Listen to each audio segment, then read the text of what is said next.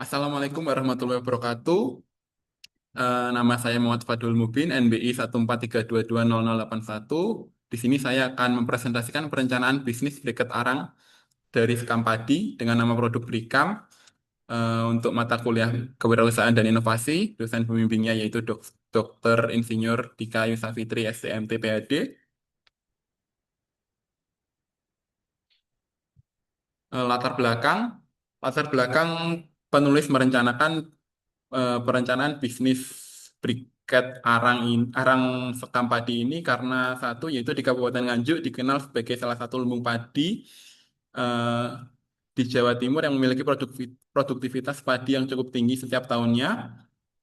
Lalu lebih dari 20 juta ton sekam padi dihasilkan per tahun dan sebagian besar belum dimanfaatkan secara maksimal. Hal ini diperkuat oleh penelitian Sutisna et al. 2021. Lalu sekam padi seringkali hanya dibakar sehingga mencemari udara dan tidak memiliki nilai tambah. Sekam memiliki potensi energi biomasa dengan nilai kalor stabil 2.900 sampai 3.500 kcal per kilogram. Hari ini berdasarkan pada penelitian Yusuf et al. 2023. Pengolahan sekam menjadi briket menjadi solusi ramah lingkungan sekaligus peluang usaha bernilai tinggi. Di sini saya akan menjelaskan bisnis model kanvas dari produk Brikam, briket arang sekam padi, yaitu yang pertama key partners, di mana yaitu yang pertama adalah penggilingan padi, yang kedua pemasok tepung tapioka, distributor arang, UMKM kuliner, meliputi sate, ayam bakar, barbeque, dan lain-lain. Lalu yang kelima reseller dan agen penjualan lokal, yang keenam jasa logistik atau pengiriman. Selanjutnya ada key activities, yaitu di mana aktivitas pada perencanaan bisnis ini yaitu pengumpulan dan pembakaran sekam, produksi briket, promosi digital, dan penjualan. Lalu key resource-nya yaitu satu bahan baku sekam, dua peralatan produksi, tiga tenaga kerja, lalu empat tempat produksi, lima kendaraan mobilisasi, dan enam media sosial. Selanjutnya ada value proposition, yaitu briket arang yang efisien, mudah dinyalakan, stabil, minim asap, dan minim abu. Lalu menaikkan harga jual sekam mentah, harga yang terjangkau karena biaya bahan baku yang murah dan melimpah, lalu bahan bakaran yang lebih bersih dan ramah lingkungan. Lalu ada customer relationship, yang pertama yaitu edukasi penggunaan briket, layanan pemesanan cepat melalui chat WhatsApp, lalu layanan langganan. Channels, di mana yang pertama yaitu penjualan langsung dan delivery lokal, media sosial, dan marketplace. Selanjutnya ada customer segment. Yang pertama yaitu UMKM kuliner meliputi ayam bakaran, sate, ikan bakar, cafe grill, eh, dan lain sebagainya. Lalu rumah tangga, industri peleburan logam dan pandi besi, pedagang arang, dan distributor. Selanjutnya yaitu cost structure,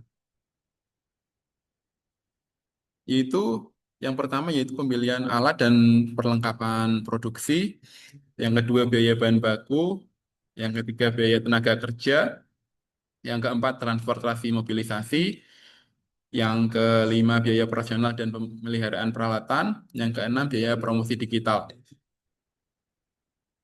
Lalu revenue stream-nya yaitu yang pertama penjualan briket arang sekam per kilogram atau per pak, lalu kerjasama dengan pasokan rutin dengan UMKM kuliner, penjualan dalam jumlah besar skala ekspor.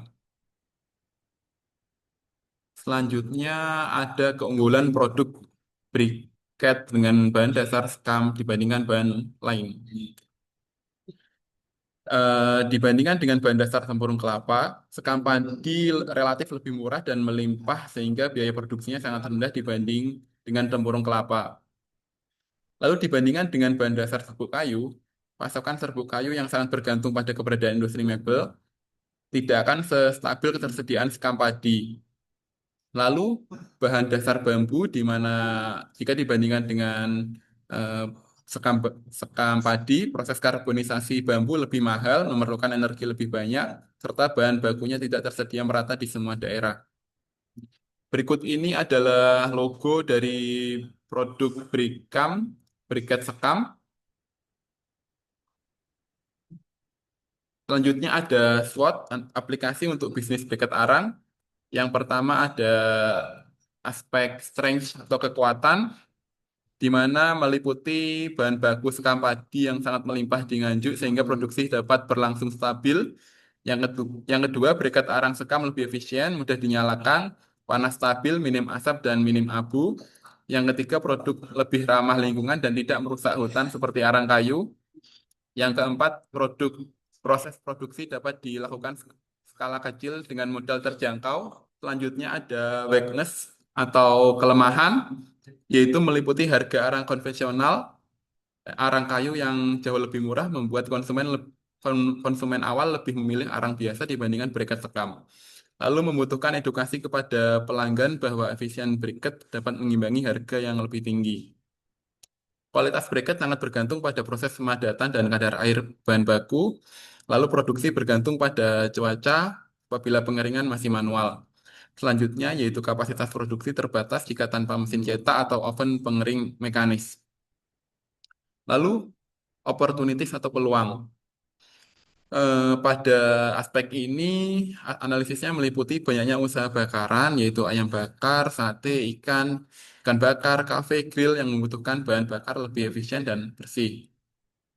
Peluang kemitraan dengan UMKM kuliner, distributor penjualan arang, serta industri pandai besi dan lain-lain.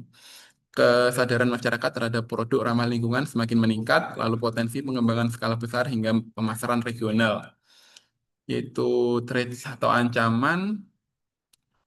Aspek ini meliputi yaitu arang kayu konvensional yang jadi pilihan utama karena harga jauh lebih murah meskipun kualitasnya lebih rendah. Persaingan dengan briket lain seperti briket batok kelapa dan briket serbuk kayu. Lalu kurangnya pengetahuan masyarakat mengenai keunggulan briket sekam dibandingkan arang biasa.